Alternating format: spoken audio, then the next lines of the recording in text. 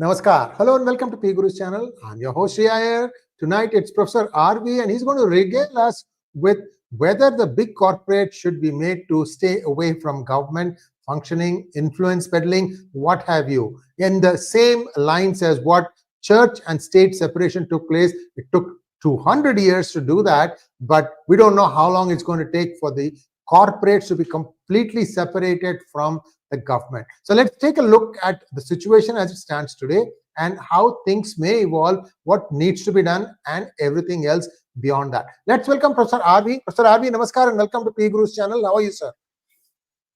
Namaskaram, Vanakkam, Namaste. So thank you very much, Sree Iyer. But you didn't make your customary thing about subscribing to the channel, pressing the button, and then about your sun goal.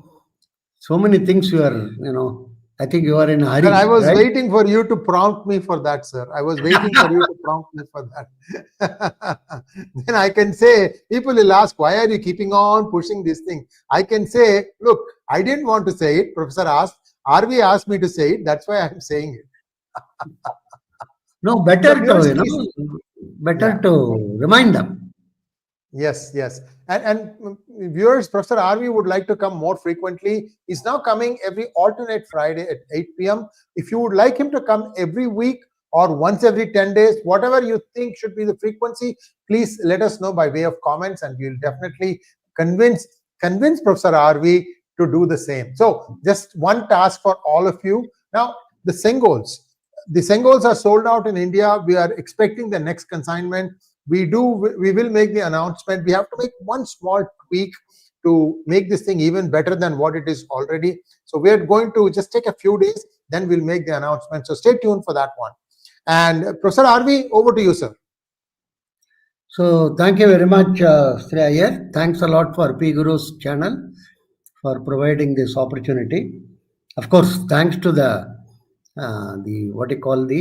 bottle washer to head cook, Sachin, who is in the background, but who is all in all, who is the one who is taking up the full responsibility, is technical as well as, providing inputs also. Am I right, Iyer? Sir, with and without water. Huh? With and without water. Both. Okay. Right. So, thank him also. And there are a couple of others in the background who are not seen by the audience, who have been putting in a lot of effort and work in technical as well as in the content side. I thank them also for the opportunity. Now, today we will talk about an interesting area.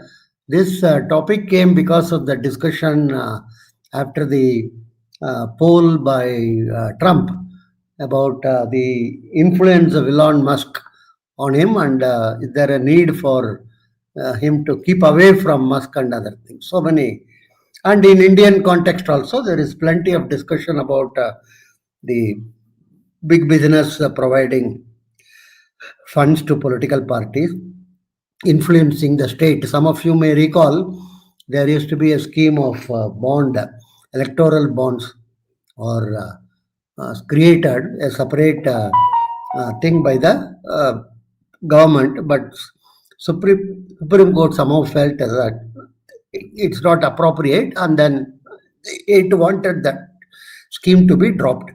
Anyhow, even otherwise, everybody knows the connection between the business and the political leaders as well as the government. Now, the first point is, a long time before, the church used to make a significant impact on the governance of the country. Some places, church itself was running the country, and there used to be a very huge amount of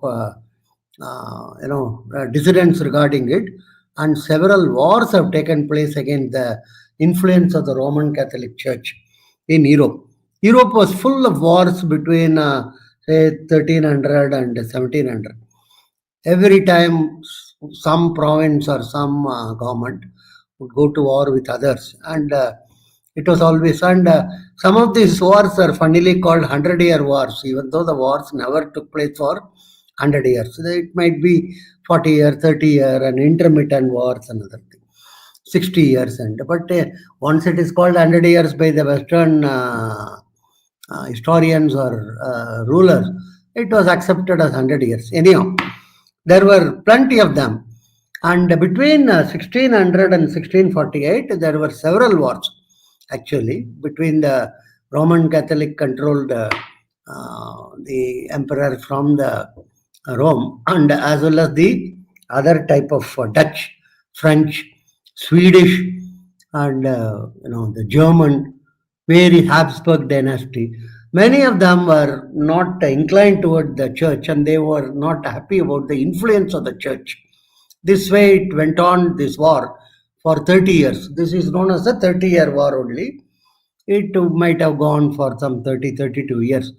And in 1648, they all decided that we should come to a understanding, and they met in a place called Westphalia, which is currently in northern part of Germany, and signed an agreement wherein the following things were agreed. One is the sovereignty of the individual countries, individual states, non-interference by others. One.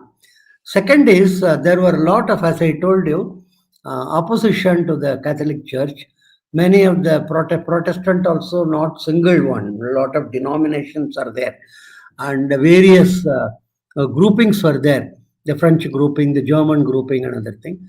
But anyhow, all of them agreed that non-interference one, and the role of the Catholic Church got minimized. This was in 1648. That is considered as a major milestone. But it was not explicit separation of the church from the from the government, state. Many places church still played a major role in terms of deciding about the kings, in terms of what type of a budget should be prepared and all the thing. The Pope at the Vatican had a significant amount of influence still. And much later, of course, there were a lot of revolt, the French Revolution time, as well as the British government, many of you would have heard about, in terms of forming the Church of England against the Catholic Church because of issues pertaining to marriage and other things of the king that time. And the Church of England became a separate entity. It was not, even today, Church of England is the major player in the UK. Technically, UK is under the Church of England, and the Archbishop of the Church of England appoint through the king, appoint the Prime Minister. But it's only a notional, but still, it's not a complete republic as it is called or anything. And the French Revolution, and then the Swedish and the Germans also revolted. Germans had much more support from the Protestant groups. And many of these came into being. And by the 19th century, by and large, the influence of the church on the state began to be much, much minimal. It was very, and slowly the church in many places like Sweden, Norway, and other thing. Even today, the church is supposed to be playing a role there, but it's only nominal, what one can call. It's not a actual role. And it got, and the separation was considered in terms of secular in the 20th century. Secular implied that there is no role to be played by the religious grouping in the affairs of the state. This was sort, except for some, some sort of a nominal role, like the head of the bishop or the head of the church giving the crown to the elected chancellor or elected prime minister. There was no other role. So this was considered as the role of secular. The secular actually is in contrast to what is called sacred. In India, this Sitaram Yechury and other Marxist leaders confused secular versus communal, which is not true. Secular is against sacred. So it is not, the church is considered as sacred, particularly the wine and the bread, the manifestation of the Jesus. They were the sacred, and as far as Islam is concerned, nothing is sacred. And all of them are only other world activities. In the case of Islam, they never thought in terms of separation because they felt that the religion played a very major role, and actually it directed the way in which the affairs of the state should be conducted. Not only that, the way in which the individuals have to act in the society. So Islam never had this problem of separation of church from the state, and it never had a single what you may loosely call the church heading all over the world or anything. Different places, different Islamic churches are operating, and many places, particularly in Middle East, the sultans or the kings themselves were acting as the head. And everybody knows the king of Saudi Arabia is supposed to be the protector of the two major mosques in the world, and he represents the quintessential aspects of Islamic faith, and his word is considered to be the ultimate. That is the current type of a situation. So Islam never had the problem of separation of church and the state. It's only the Christianity driven European countries. This is what has happened actually.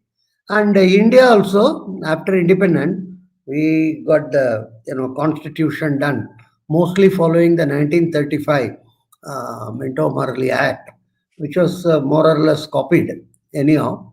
And then that time it was felt that we also should be secular, but it was not explicitly mentioned in the preamble to the constitution, which came much later during the emergency time when it was inserted. The original constitution, it was felt it is not required because by and large the Hindu faith is very, very acceptable and tolerant, and it's not something which will, and there is no single again Hindu church to give direction to the government or to the state or anything. So the state was completely separate from the hundreds of denominations of Hindu faith or Hindu beliefs, like your Vaishnavites, Shaivites, Shakta, so many type of belief. So it was felt it is no need for explicitly mentioning, as many a time many people, Ambedkar, 𝗟𝗡𝗙𝗏 Adani, so many people have mentioned that we are secular because we are largely Hindus. There is no need for any explicit type of a secular activity. Anyhow, that we followed also by and large the Western model in terms of non-interference of the sacred into the secular field. And these sacred were all separate actually. So this is something which we should keep in the back of the mind. Now, around the beginning of the century, the late 19th century also, the corporate form of organization began to be evolved from cooperatives, partnership and other things. The corporate form of organization was primarily, in a sense, Xerox copy of the church. This is something which many people mistake. There are a lot of literature on this, which I have also mentioned about in my book, India Unincorporated. Primarily, it is a reflection of the church. How the church is, structurally organized in terms of church, cardinals, bishop, and then priest, like that, and then in different countries. And every country activity is separate. This is very important in church. For instance, the famous case came about in the USA about the church having the problem of the child abuse by the priest. That was done in the 60s and 70s, but the case went on. And the Boston church, then the huge fine was imposed. The church was not in a position to meet the obligation, that Roman Catholic. But at that time, very clearly, the headquarters told that Vatican told, no, these are all independent entities. We don't have any direct link with them other than some spiritual link. So they have to meet the thing. Finally, you know what happened? That Boston RC has to close down, and they were not able to meet the financial obligations or anything. This is something like our, the Big Four. When the major scandals took place in India, in Hyderabad, the Big Four, PwC told, no, this Hyderabad PwC is a separate entity by itself. It's not something connected with the All India thing, and it is for them to take care of it, another thing. So they just, and the individual accountant there also, the PwC Hyderabad told it is the responsibility of the individual accountants who are monitoring the company. So this is something very, very interesting. The church told about the Boston RC. Boston RC has to close down finally. There was no other alternative for them at that point of time. Then there were some people who gave some funds and other thing and tried to renew it. What I want to say is the corporate form of organization, very important, is a Xerox copy of the church form of organization. Exactly, in terms of structure, in terms of a CEO who is, and some modification obviously over a period of time were done. And you have and the same practices were there in the initial stages in recruitment, and like the seminary and nunnery, the corporations also began to have their HR team going around selecting people and then putting them into training, all these things. But over a period of time, the corporations became very large, huge, and they began to some of them are so large. Then there were complaints actually. In US, for instance, many of the top 100 corporation, if you take, the complaint by the US authorities is they are not paying taxes in US, even though they are considered as major US corporation. For instance, Google totally paid in, this was around 17-18, I think, in 2017, 2018. Totally what they paid in taxes is much, much less than their advertising expenditure, which is in US. So there is a lot of criticism about it. Department of Justice is very angry. IRS is much more angry because as of 1920, we have estimated, and we have given those figures also provided by the US government. What is that? Sir, it is called tax inversion, where companies like Google and Apple will reincorporate themselves in tax havens and avoid paying taxes, even though the bulk of their workforce is in the United States. I have covered this exhaustively in my book on black money and tax haven. As early as 1819, there were something like 1.5 trillion US dollars were pending to be paid as taxes. In case they have paid it in US, they would have paid all those. But they have shifted all of that to tax havens in various countries, and they have shown it very, very less amount of tax burden within the US. The point I want to stress is some of these the US corporates have become so large and so big. One. Second is the electoral politics, whether it is in India or whether it is in US or Germany or any place, requires significant amount of money. You require to run the show, you require to put up huge amount of what one can call your conferences, your the what one can call processions and all the things. As early as 2010, if I remember, around 2009-10, I think I was traveling in Chennai and to Coimbatore. One of the DMK functionaries mentioned to me very interesting point. Sir, you people are all telling about money we are generating, money we are per day, he says, at that point of time, roughly of the order of 15 to 20 lakh is required to run our system. In terms of, so many branches are there, so many places. In those days, printed material. We have to give all the newspapers, and then if some meetings have to be arranged, stage has to be set, mic has to be set, chairs have to be put, and then in those days, of course, the audience used to come on their own. Not nowadays. Nowadays, you have to provide money to the audience also. So all these cost a lot, he says. And then many of the speakers have to be paid also. It's not free or anything. Some of the what are called recognized speaker. Those days it used to be some 100 rupee or 150 rupee. I don't know. Today the rate might be much higher. The point I want to stress is every political party requires huge amount of money to run its day-to-day activities.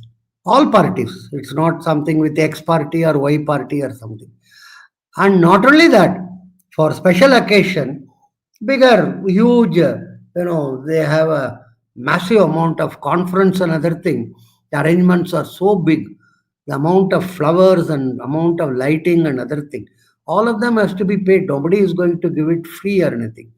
So it becomes a very, very major task. And of course, a lot of black money is generated by the ruling people in terms of contract, in terms of providing, and all those sometimes is recirculated in terms of. And something very interesting also happened in the beginning of the last. One leader in Tamil Nadu, he had a diamond diamond thing made, and he printed receipts for 10 rupee for all his cadres, and then it was diamond crown. Yeah, crown. And it was this 10 rupee. This was just namke vaste. It was. And it was told that all his cadres have paid each 10 rupee and collected that diamond crown. And then it was presented to the boss.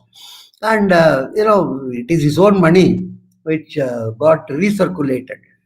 But now, in order to sustain your political party, for instance, a recent election in US, it is suggested that this Vice President Kamala Harris has paid some couple of millions to some of those celebrities who visited her campaign. For a 30-minute show. Yeah. Many of the celebrities have been paid very huge amount, 1.5 million, this and that. She collected also millions, and I am very puzzled after spending so much millions. Now again it is told that huge amount she is in debt. She has to meet the obligations and other thing. Anyhow, their accounting is also. Sir, one interesting thing happened, sir. One interesting thing happened. Sorry to interrupt you. So at the end of the election, having lost it, she found that she was in arrears by $20 million, 20. Correct. Then she amazingly signs a book deal. Guess the value of the book deal? $20 million. Yeah. It's a very point, sir. Yeah, and and people are telling the Musk is having a great influence. He has provided billions of dollars, I'm sure, to the campaign of this what one can call Trump. It's not something which is secret or anything, and he has also actively participated. And this now Twitter, now called X, played a very huge role in terms of providing the what one can call a lot of content and encouragement for Trump campaign. If he has not acquired Twitter, I am sure if it were under the earlier owners, they would have censored a lot of activities of Trump. So Musk has not done any, he is not getting any, easy favor or anything. He has also given quite a lot. So the separation of the big business with this is something which is very, very tricky and complicated. It's not very easy. As long as we have this electoral politics where individuals play, all go and vote. And incidentally, in the entire Middle East system, there is nothing called a voting or anything. And nobody outside Middle East is even demanding that where is democracy in Saudi Arabia? Where is democracy in Qatar? Nobody is talking about it. This is something very puzzling. It is accepted that that is the and very minor thing. Suppose Saudi Arabia says a beer can be drank in their airport. it becomes a huge amount of advertisement for the reforms in Saudi Arabia. The women can drive up to 3 kilometers without the help of men. Suppose it is announced. It becomes a very great revolutionary change. I don't know. I think finally what matters is money. Money power decides what is decided. So it is very difficult to separate. For instance, in Tamil Nadu, there is always called a Thirumangalam formula. This gentleman who is the elder son of 𝗥𝗘𝗙𝗘𝗥𝗏, he introduced this in a local election near Madurai. He paid every voter certain sum of money in order to get votes. This is something very, very interesting. This was not there earlier. Earlier, some gift used to be given, cooker used to be given, or your anklet used to be given, but not cash. He distributed cash and he won the election. That election was won by DMK in a very, what one can call, very resounding fashion. And people asked, because you can always pay and then that fellow can go and vote for somebody else. No, there is also what one can call a concurrence in terms of accepting the money using the campfire and telling I accept it on God's basis and I would not. So this is very important. It's a very incidentally, Tamil Nadu is one of the most God-fearing societies in the country. Not only God-fearing, it is also highly superstitious. If you know the system, the amount of astrological magazines sold in the whole country, 60% is sold in Tamil Nadu. Prediction of the future. What is the most lucrative business I can suggest to Iyer also? Under PGurus, he can start one. He has got one scoop person in his discussions, who is, of course, giving the political dimension. I am talking about astrological predictions, and that will sell like hotcake. Almost all the popular magazines have one, sister publication which provide this astrological. What I want to say is, in spite of all talk about rationalism, EVR and other thing, the maximum superstitious activity take place there. So that is the reason why this Thirumangalam formula held. And after that, we are now hearing about so many, free things, Revdi, and in Delhi election, there is huge amount of controversy also about providing this free. And now providing free things have become very common, freebies. Like in Karnataka, they said buses are free. In Maharashtra, the Fadnavis government announced about giving money to the women, Mahila, helping them. Like that, it is become. So this level, this goes from the government, very important, and not from. But even if it goes from the government, many of the government are broke now. From one angle, I am happy because most of the state governments will become broke within next 5 to 10 years. I can assure you of that. And the center has to step forward to finance all their activities. It's going to be a very messy situation. It's a self-inflicted wound by all this government.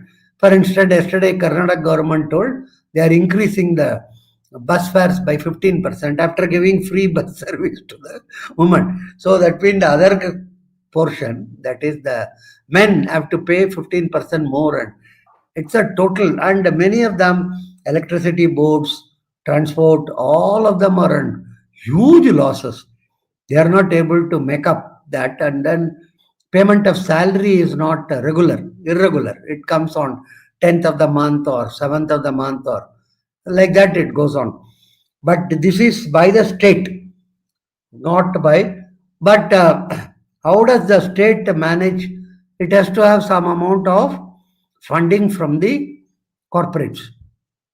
And corporates have to come forward to invest in the state. And in the process provide some bribery, thievery and thuggery. These are the three important things. And skullduggery are the ones which run the state governments mostly. You don't have to have any doubt or worry about it, actually. So this is the very, very interesting aspect is you require to collect funds from the corporates, spend it pre-election, and post-election give all these revenues from the state exchequer. This is what is the type of, in order to come to power, you have to provide promises, but promises themselves are not adequate these days because everybody is promising. One party says, I will give 1,000, another party will say, I will give 1,500. So, more than promises, you have to give. So, during the poll itself, you have to provide. So, a lot of the small businesses and other things are at the local level. And we are not talking about Ambani and Adani and other things. At the local level itself, a lot of the small businesses fund these political parties. And obviously, they expect some benefit at the end of it all. It's not something which zero benefit or anything.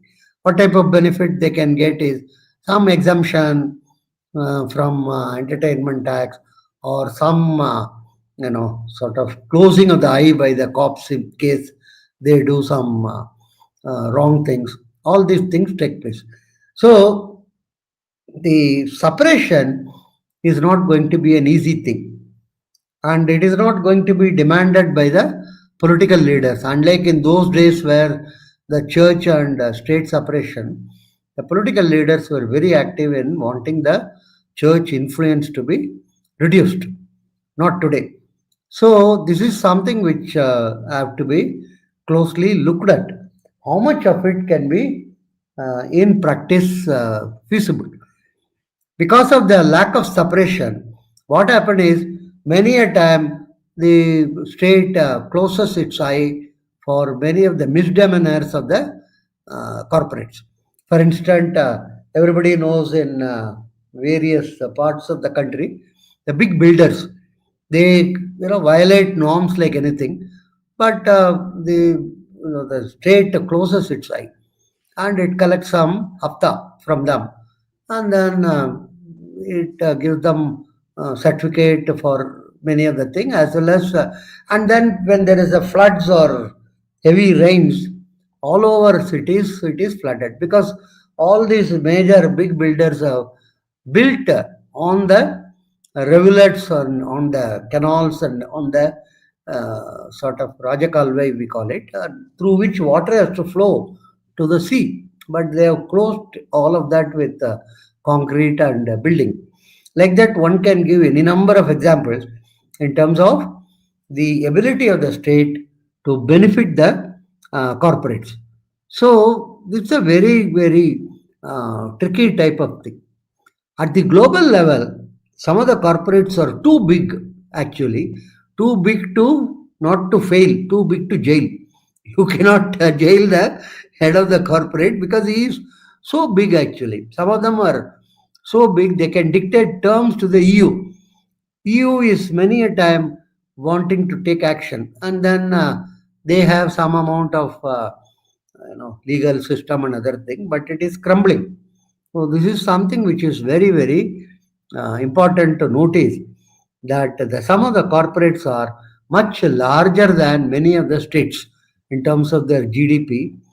Which the corporate's value added itself will be much more than that of the government. So this is something which, and in some of the other locations in Africa and other thing, the corporates change the government if they are not very conducive to the demands of these corporates, particularly for raw material like iron ore or coal or tungsten or whatever it is.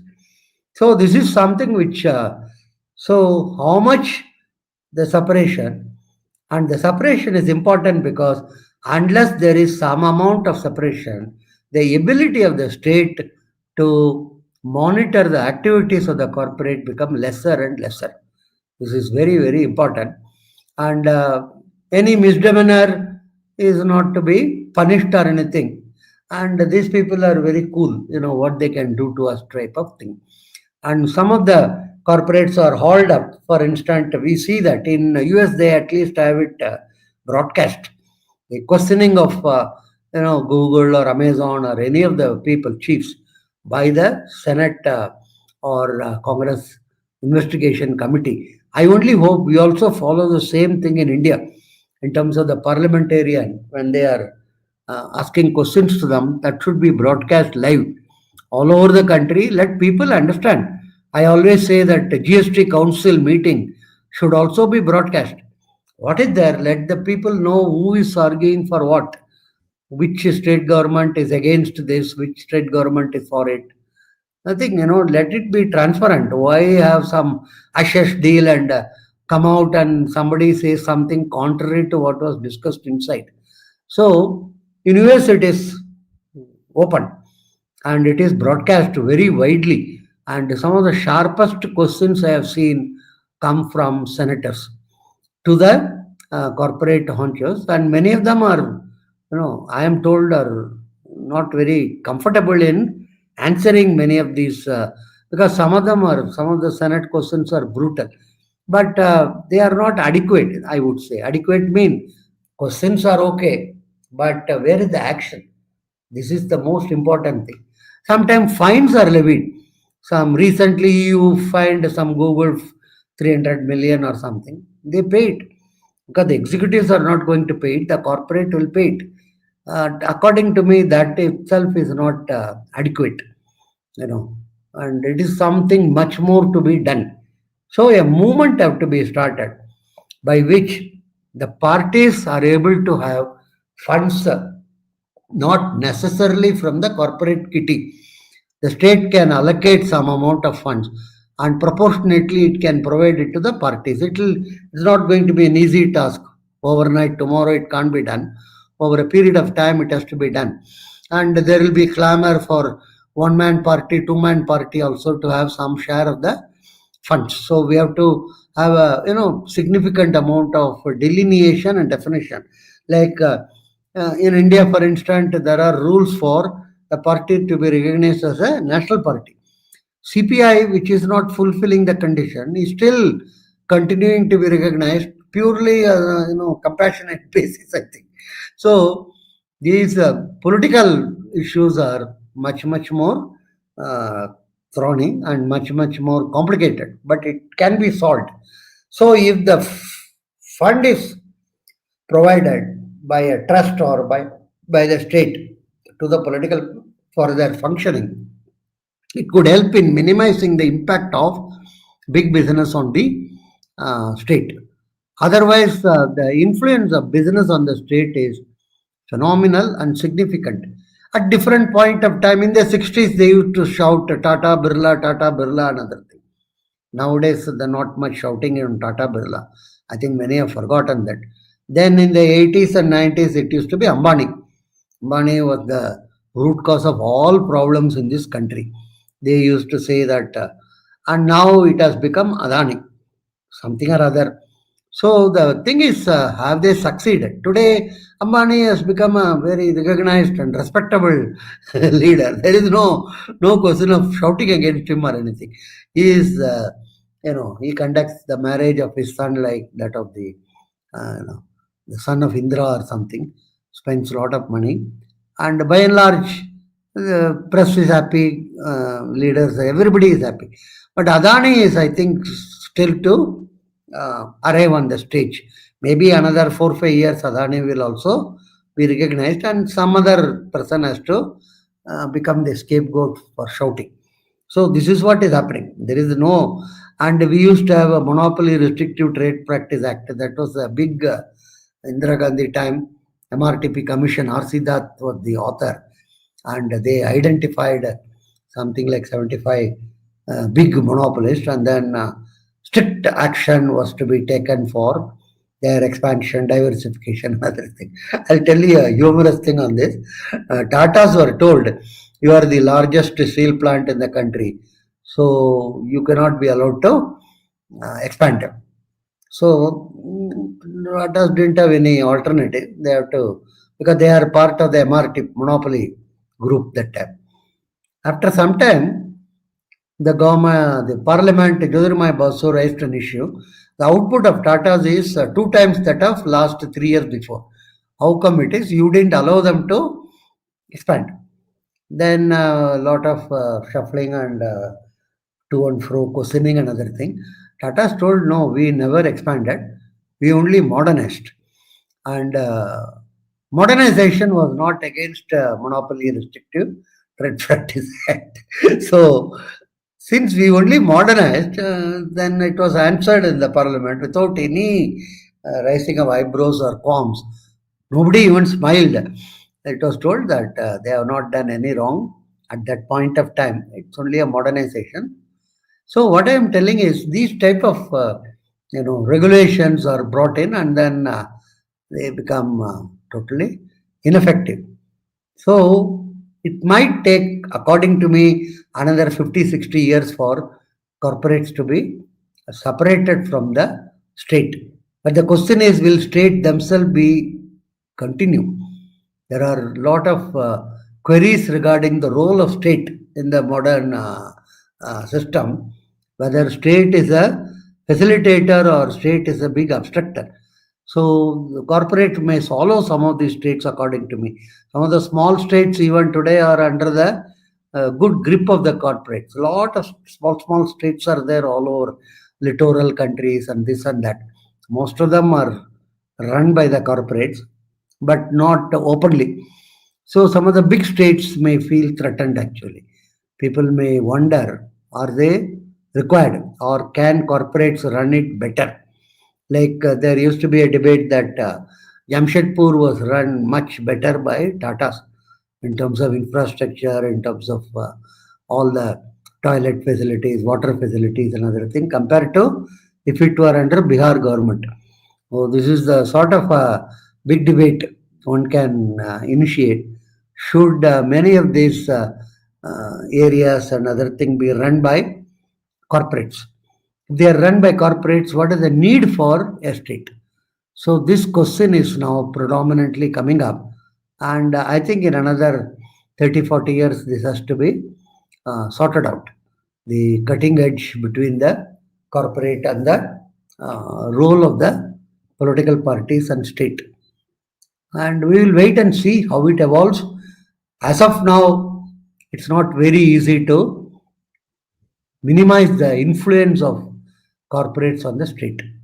Whether it is Thirumangalam formula or whether it is Elon Musk formula, it doesn't really matter. Dimensions are different. That's all. We talk in rupees, they talk in dollars. So all over the world, it is a similar type of an issue and the problem. So we have to see how it evolves. Whether state itself is going to become redundant or state is in a position to regulate the corporate and bring some sanity in the functioning of the polity. Thank you very much. Thanks a lot. Thank you, sir. Let's take a few questions now. You have to rush somewhere now? No. No. We have a few questions, sir. Srinivas Kambam Party wants to know, Namaste, Professor R. Individual citizens, why should corporate fund political parties? Through the political parties only the fund. What you are suggesting is individual citizens can be straight away given money by the corporate, right? That has not yet come. It is rooted through the political parties. Okay. Green Cement Tech. I put this question in public of a very old. He would convey my question to his chairman. What is this? What is this question? He said he would convey my question to his chairman. He didn't want to answer it. Oh, the same question. Okay. Yeah. Individual citizens are voters. Okay. Right. Manoj Soma wants to know, sir, why GST is again getting complex like older taxation, sir? I observed one small thing, vehicle inventory days is slowly increasing. Why, sir? Your views on India's economic slowdown? No. These are, first is, it is not getting complex. It is just getting what one can call, everybody is shouting about GST because that has become a good stick. I'll tell you three things that Iyer agrees with me or not. A large number of these, social media warriors, one, they are upset because the finance minister is a woman. Let's be very blunt about it. They cannot stand a woman as a finance minister. comma, semicolon. Second is, she comes from Tamil Nadu and South. That is another grudge by other type of group people. And third is, of course, that she belongs to the upper caste, Brahmins. That is the D-stock is upset about her. So all these combinations, very, very, immaterial and small things get blown up, and he is made to be a major, oppressor and suppressor of the entire society. We had 21 type of laws. Let's be very clear about it. Before GST replaced it, we used to have what is called the sales tax. Many of you may or may not know about it. The coverage used to be only 40%. 60% of the businesses were not covered by sales tax at all. I was part of a research team in late 70s, early 80s at Calcutta. We did the study. We found a huge portion, roughly something like 65% of the establishments are not covered. Jyoti Babu was so angry. He immediately asked some help from his group of people. And Ashim Das Gupta was the MIT scholar actually. He's an economist. And when he consulted, at that time MMS is one of the advisors or economic advisor or something. He encouraged him actually. Not many people know about it. I have been telling Jyoti Babu is the original cause for GST. Let's be very clear about it. The communist friends in Tamil Nadu will be shocked to know about it because they are abusing GST left and right. Jyoti Babu told Ashim Das Gupta, you form, and a skeletal formulation was made. I know about it, and it was submitted to the center. And it went through various, as usual in India, various stages of evolution. Finally, 2017, if I remember, 16 or 17, it was implemented. So, it is, I am not telling it doesn't have any problem. Let's be very clear about it. But older taxation and GST are not comparable at all. Older taxation was a bogus thing. And as I told you, the cover, now what has happened is GST is covering large number of small businesses. And that is what is their problem. That is what is the problem of many of the people. If you ask me, they don't want to be covered, right? One person openly told me in a restaurant near Kumbakonam, sir, we have never heard about taxes. Suddenly this all this thing has come.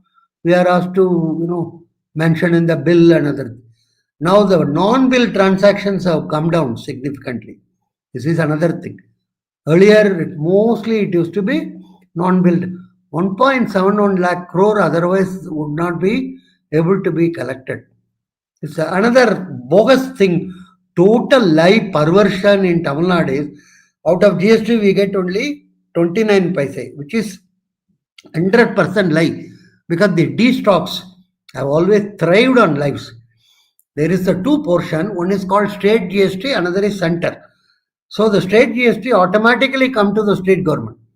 So out of 100, that 50 comes to the state government automatically, without any question or anything. The remaining 50, again it is shared between center and state. That is that 42% formula. So 29% goes to the center actually, not to the state.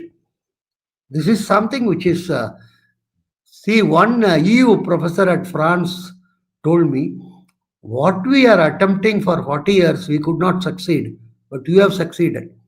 They couldn't bring GST in EU. And according to him, India is like EU, with multiple languages, multiple culture, multiple states and others. But you could attempt it and bring it. He told me he was amazed about our capability to do this. So let's try to improve this. And our economy is not slowing down. Don't go by all this bogus thing. One quarter, that is the last quarter, we have not performed well. It's a decline in the rate of growth of GDP. This is very important. lot of people were, discussing decline in GDP, decline. It's not decline in GDP. The growth rate of GDP has come down. Even today, we are the only country in the world which is talking about above 6% growth rate. Above 6% growth rate. No other country in the world is talking about above 6%. Okay? So don't go by the view of economic slowdown and other thing. Okay. Next. Rohit Akshay wants to know, Professor R.V., while I respect and admire the Indian big wigs like Adani and Ambani, I fear they might go the East India Company way. Your comments, please. The same thing used to be told about the Tatas and Birlas.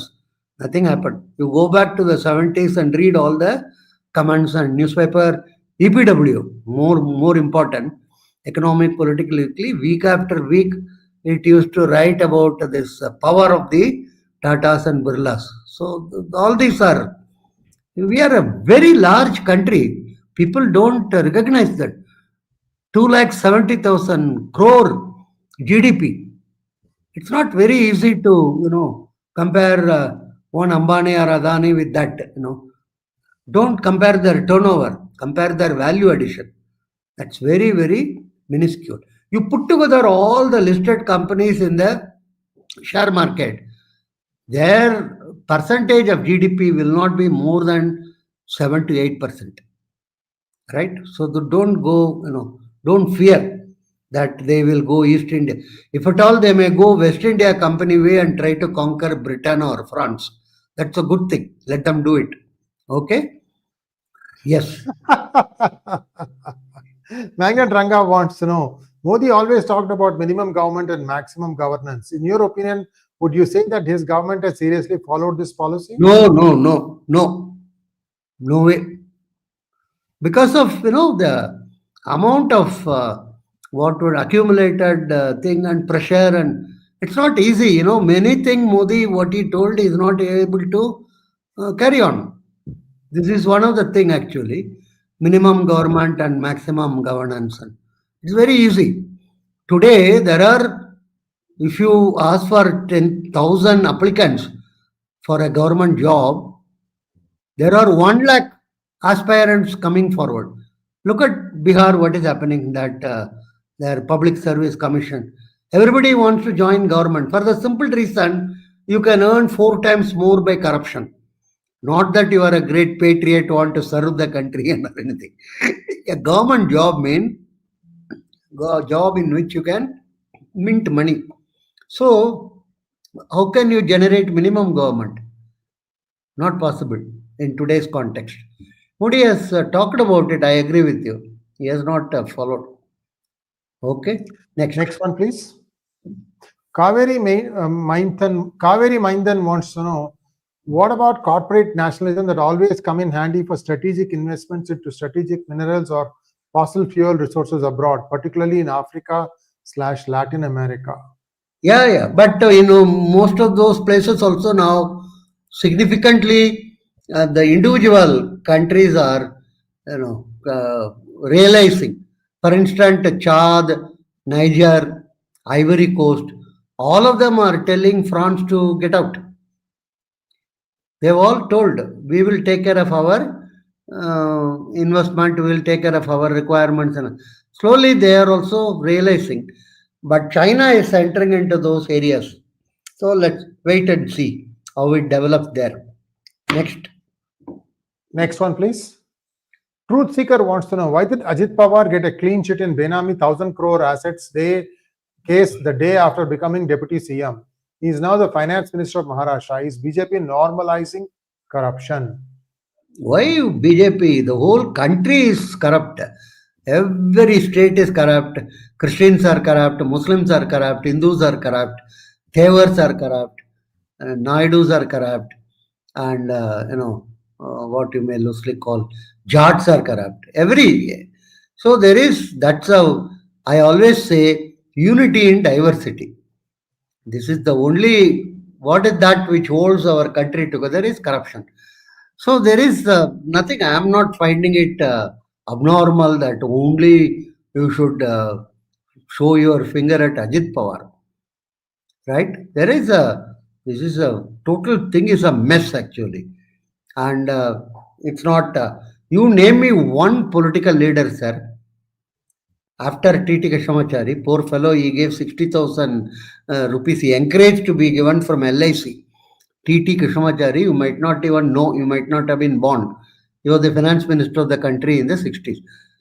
You know, such a hue and cry was made about it. He has to resign.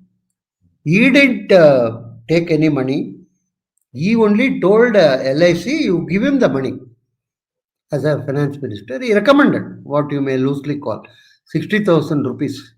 So, how much water has flown down the river Ganges or Kaveri, you can imagine in this whole process. Okay? Sir, but we all use his product, sir. Huh? We all use his products. Yeah. Not his children have developed the company and other thing. Okay. Yeah. S.G. Krishna wants to know, Professor, can you share your thoughts on H-1B visa controversy that exploded in US and extreme hate is being spewed on Indians by far right? Is this same as opposition to immigration that happened in EU? No. This is, I think this is a very passing phenomena because the far right is not having as much decisive influence because Elon Musk has come out for this, and even Trump has told, people say Trump has made a U-turn or it doesn't matter. Trump has not. McCormick yesterday has given an excellent speech about the contribution of Indians to the US economy. The only thing I always say, I blame Indians. They have spent $1 billion on building temple in every gully in US. 1,100 temples are there in US. They should have, according to me, control a very, very major media house in US by now. And that's a major thing. And much of this H-1B controversy generated by media funded by Doha capital, Qatar, and Chinese. Their influence on US media is phenomenal. They have put in money and using that they are spewing venom on. This is silly actually. When somebody is ramming a truck and 15 people are getting killed, they are talking about H-1B.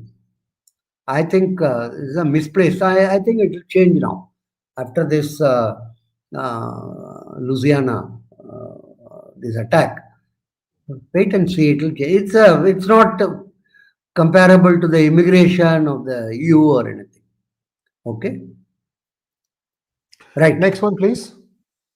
Chirantan Saha wants to know, sir, there are a lot of companies which have earned high respect from common people like Tata and ITC. Do you think corporates and I&D can earn respect of common people if they invest heavily in CSR? No. Personally, I am against CSR. Let me tell you, because government should never compel. Before CSR also, many of the corporates are doing a lot of charity. Should come out of their own volition. Small towns also, I know many business people doing a lot of activities. They are highly respected. There was a report NDTV followed, and these weightlifters from a faraway place in Orissa, they got medals in Commonwealth. They were surprised, and they followed it. Then from Bhubaneswar, they went to Barbeta, and from there some deep interior. And there were these what one can call weightlifters, and there is a wrestling wing also, who are getting trained. And these reporters asked, how come so many people are getting trained here? They said the local businesses give a lot of money to us, sir. Chota businesses, not big. Many of the Marwadis, many of the Agarwals who have got nearby shops established. Then they went to them and asked, what is that? Why do you give money to these? He told, sir, these are youth, youngsters, and better they are occupied in this fashion. Otherwise, they will do some mischief and they will get into all sorts of wrong activities and other things. They jokingly told. The point I want to say is, giving is one of the major activity of Indian business. Let's be very clear about it. We tend to think that government has to compel them or anything. No need. Lot of businesses have always, Tatas have started so many, thing for cancer, and Birlas have so many type of temples and activities, and so it's not something. I think the common people have enormous amount of respect for many of the Indian businesses. Don't go by all this propaganda and other thing. Okay. Last question, sir. Last question. Krishnamurthy Hunagun wants to know, I read somewhere that due to GST, the waiting time at state borders for transporters have reduced. As a good side effect, the STD cases have come down in the drivers community. Is that so? That I do not know. The second part I am not very clear, but waiting time has come down. Not only that, some major changes are taking place in India. Our turnaround time in many shipyards used to be something like 12 days, 15 days, another 20 days even. Now all of them are coming to 3 to 4 days. I think, the one fundamental problem with us is, I think I have done that already. Maybe again, we have to appreciate some of the major achievements which have taken place. Either it is, computerization of the railways, GST, even EVM, I would say. Great achievements of Indians. We don't price these things so much.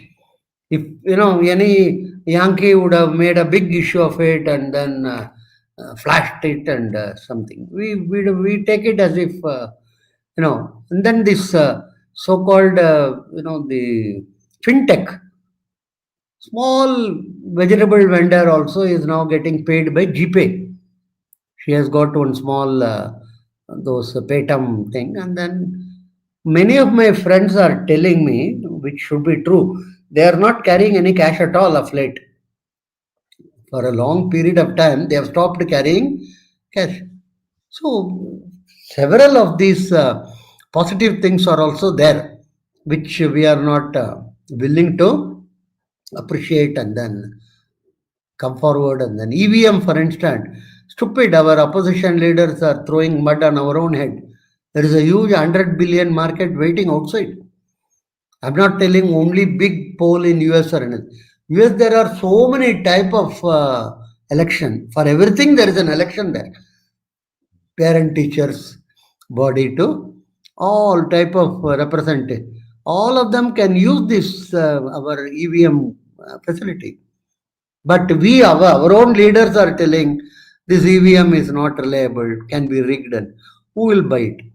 Anyhow, so we should, what you told is very correct. The waiting time of trucks have come down. The second point I am not willing to comment due to that, whether the drivers thing. Thank you very much. Thank you so much, sir. With that, we conclude our today's program. Please like, share, and subscribe to our channel. Don't forget to click on the bell button for notifications. Namaskar.